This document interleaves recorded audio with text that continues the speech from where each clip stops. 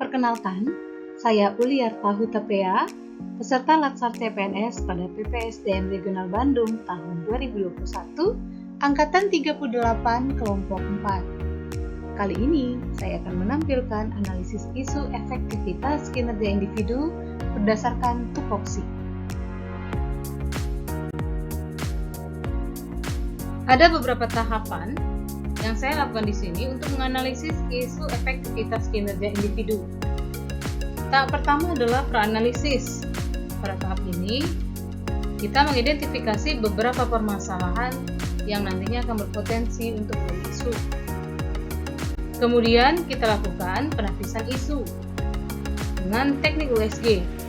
Beberapa permasalahan tadi kita lakukan teknik USG untuk mendapatkan isu mana yang prioritas. Selanjutnya kita analisis dengan menggunakan teknik fishbone. Teknik ini memungkinkan untuk analisis lebih terperinci. Lalu dilanjutkan dengan analisis SWOT untuk menemukan alternatif pemecahan masalah. Dan nantinya alternatif pemecahan masalahnya akan muncul strategi pemecahan masalah dalam bentuk tabel.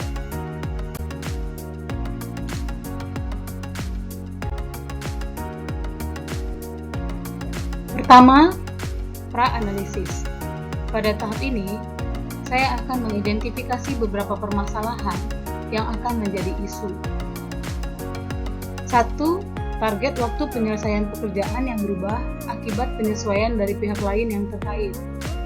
Ini berhubungan dengan salah satu tupoksi sebagai auditor melakukan monitoring tindak lanjut. Laporan hasil monitoring tindak lanjut kita sering kali mengalami perpanjangan waktu karena menunggu hasil tindak lanjut dari objek satuan kerja. Yang kedua, sasaran tugas pelayanan yang tidak tersampaikan dengan maksimal. Ada beberapa alasan yang menjadi masalah untuk melakukan penugasan secara langsung, sehingga sasaran pelayanan kita dalam hal tupoksi pembinaan dalam instansi inspektorat tidak tersampaikan dengan maksimal, terkait dengan jarak, waktu, maupun situasi objek satuan kerja yang jauh dari pusat kota. Ketiga, sumber daya manusia yang terbatas. Ini berhubungan dengan ketidakseimbangan tenaga kerja yang profesional dan kompeten yang ada di lingkungan kerja.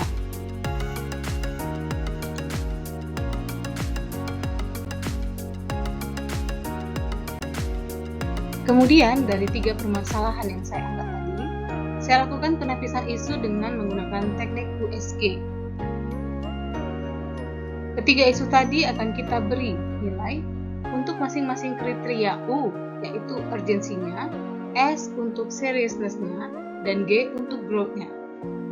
Skala kriteria yang saya ambil di sini adalah 1 sampai 5, mulai dari sangat tidak memenuhi sampai dengan sangat memenuhi. Untuk isu yang pertama, urgensinya diberi nilai 5, yaitu sangat memenuhi. Urgensi menunjukkan seberapa mendesak isu tersebut harus diatasi. Kemudian seriousness-nya, saya beri nilai 4, di mana seriousness menunjukkan seberapa serius atau seberapa besar isu tersebut. Sedangkan growth-nya, saya beri nilai 4, di mana growth menunjukkan seberapa besar potensi isu tersebut memburuk. Demikian juga kita lakukan untuk isu yang kedua dan ketiga, sehingga didapat total dari nilai masing-masing kriteria. Total yang paling tinggi merupakan isu yang paling potensial atau isu yang paling prioritas. Selanjutnya, setelah mendapat isu yang paling prioritas dengan teknik USG tadi, kita lakukan lagi analisis dengan teknik fishbone untuk mendapatkan analisis yang lebih terperinci mengenai sebab-sebab utamanya. Dikatakan fishbone karena analisis tadi kita lakukan dengan memasukkan dalam sebuah diagram yang berbentuk seperti tulang ikan, di mana garis horizontal ini akan terdiri dari sebab-sebab utama. Nah, kemudian ada garis cabang-cabangnya, itu menunjukkan uraian tentang sebab-sebab utama tersebut. Ada sebab-sebab utama yang saya ambil, yaitu dari segi lingkungan, metode, material, dan manusia.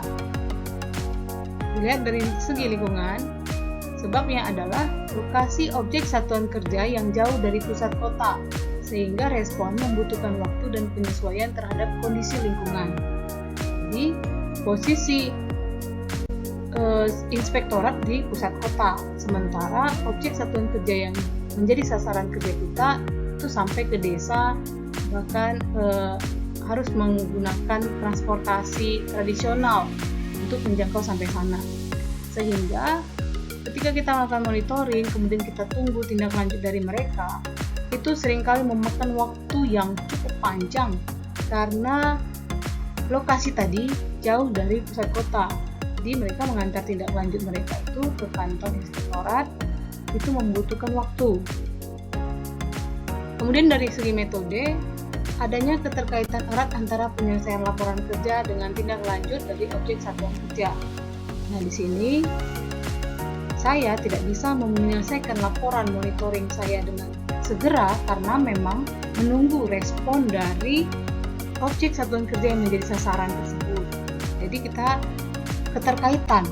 Jika mereka tidak ada mengantarkan tindak lanjut, artinya laporan saya ini masih harus menunggu untuk waktu yang lebih panjang lagi.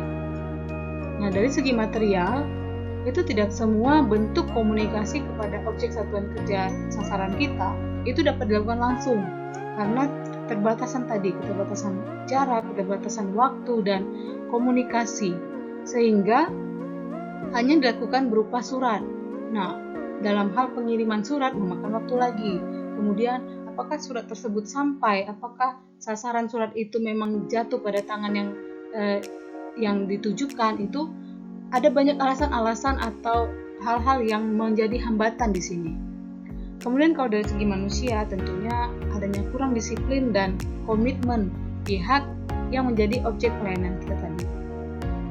Nah, inilah yang menyebabkan sebab-sebab utama yang kita sajikan ini, yang menyebabkan potensi tinggi tertundanya penyelesaian laporan kerja.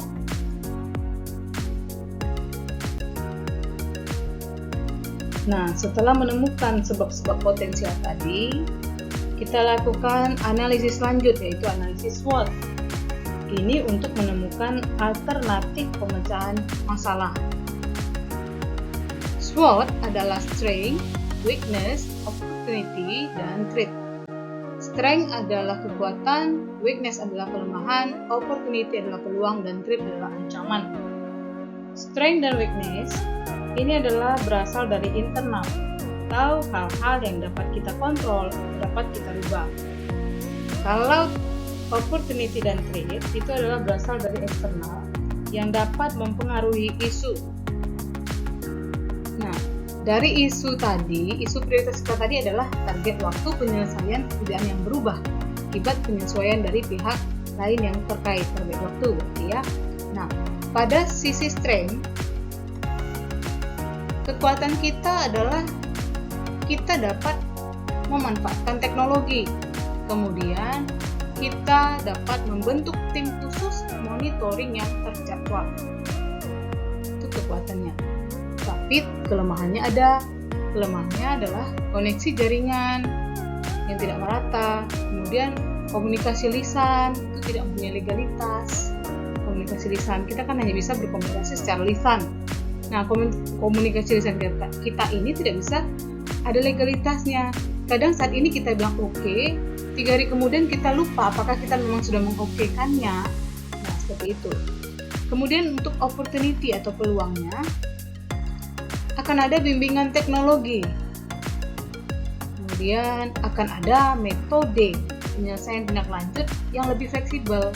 Jadi bisa saja yang tadinya manual atau dikirim via pos bisa dikirim melalui online.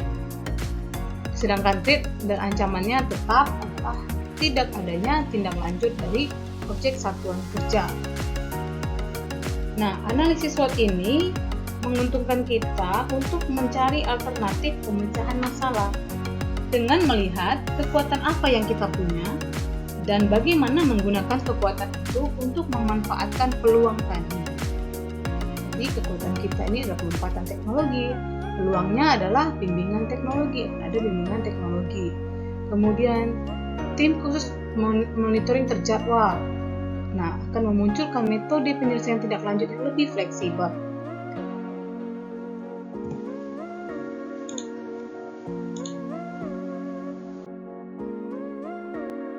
Nah, dari kesimpulan analisis SWOT tadi, kita mendapatkan strategi pemecahan masalah. Kita dapat menentukan strategi yang nyata untuk mengatasi permasalahan ini. Kita sajikan ke dalam tabel, kita uraikan alternatif penyelesaiannya apa, tahapannya apa saja, kemudian hasil apa yang akan diharapkan, dan siapa para pihak yang akan terlibat. Alternatif penyelesaian yang pertama adalah dukungan dari pejabat yang lebih tinggi. Di sini adalah kepala daerah. Tahapannya yaitu kepala daerah mengeluarkan surat teguran. Biasanya surat teguran itu nanti akan dibawa oleh tim monitoring untuk pergi ke objek satuan kerja tersebut. Artinya kasus ini sudah serius, sudah mendapat perhatian sampai ke kepala daerah. Nah, hasil apa yang diharapkan dengan adanya teguran dari pihak yang lebih tinggi atau dari pejabat yang lebih tinggi yaitu kepala daerah, maka respon dari objek satuan kerja ini akan lebih tinggi. Jadi dia akan mau mempercepat karena sudah ditegur oleh kepala daerah. Siapa aja yang terlibat dalam alternatif ini yaitu kepala daerah tentunya, kemudian dinas terkait pengawasan, inspektorat, kemudian kepala objek satuan kerja yang bersangkutan dan jajaran. Jajaran di sini adalah para pihak-pihak yang terkait untuk proses tindak lanjut yang akan dilakukan mereka. Alternatif penyelesaian yang kedua adalah media konsultasi online. Nah, media konsultasi online ini di mana mereka bisa mengkonsultasikan secara langsung terkait tindak lanjut yang akan dilakukan. Jadi objek satuan kerja terkait itu bisa saja menemukan masalah untuk melakukan tindak lanjut. Jadi dalam artian mereka bukan tidak mau melakukan tindak lanjut, tapi mereka menemukan masalah atau ada yang mau ditanyakan atau ada yang mau disanggahkan atau ada yang mau dikonsultasikan. Nah, untuk langsung datang ke kantor, ke dinas yang terkait mengkonsultasikan permasalahan mereka itu seringkali kan tadi ada terbatasnya jarak dan transportasi dan sebagainya. Sehingga jika ada media konsultasi online, maka diharapkan nanti adalah konsultasi bisa dilakukan langsung gitu. Nah, tahapannya adalah membuat aplikasi konsultasi online melalui aplikasi seperti Google Form dan sejenisnya. Hasil yang diharapkan adalah objek satuan kerja dapat melakukan konsultasi bila mana menemukan masalah. Jadi proses tindak lanjut mereka itu berjalan, bukan lagi diam di tempat atau dikategorikan tidak ada tindak lanjut. Nah, sudah berubah menjadi sedang ditindaklanjuti bila mana mereka sudah melakukan konsultasi. Kemudian para pihak yang terlibat di sini tentunya ada tim IT yang akan membuat aplikasi online, kemudian tim konsultasi yang akan menjawab secara cepat, kemudian objek satuan kerja terkait. Nah, demikian analisis isu efektivitas kinerja individu berdasarkan tupoksi yang saya sajikan. Sekian dan terima kasih.